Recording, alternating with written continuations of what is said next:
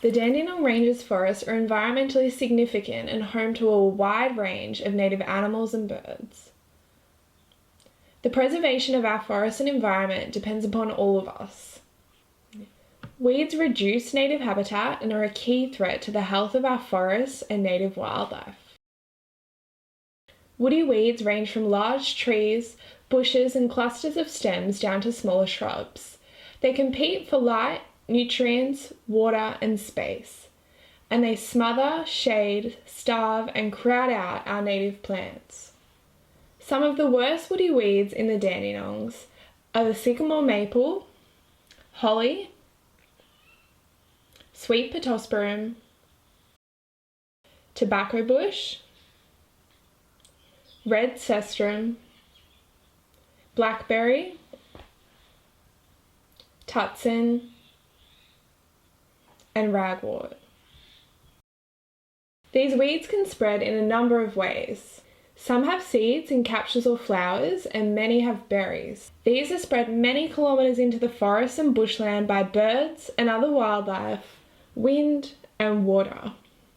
Many layer on the ground and sucker to form dense thickets. Once into our forests, they will continue to spread, making more seedlings, smothering and killing our native vegetation. To remove woody weeds, you may need a few tools: a cutting tool,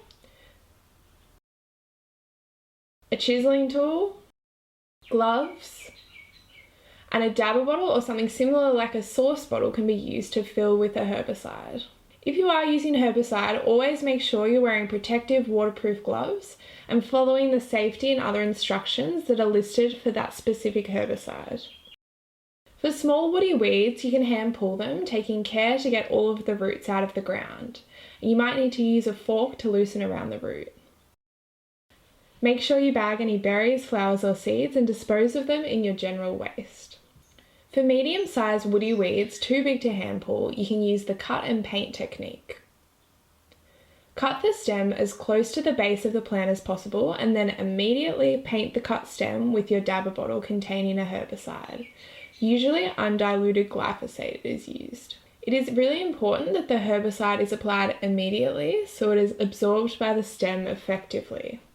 Within 30 seconds is a good rule to go by. The drill and fill method is used for the larger trees and woody plants with stems or trunks that are greater than 5 centimeters in diameter. Prepare your workspace by cutting back weeds to clear around the base of the shrub or tree. Drill downward angled holes 2 to 3 centimeters deep into the sapwood, approximately 5 centimeters apart from each other.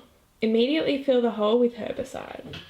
Continue this around the entire base of the stem or trunk, and if there are any exposed roots, you can drill and fill those as well.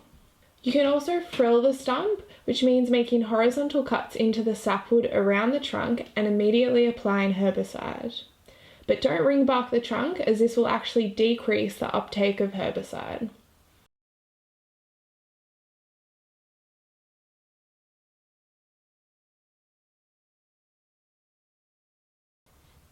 And that's it. With just a little bit of your time, you can help save your forests and bushland from weeds and preserve local biodiversity and habitat for our native wildlife.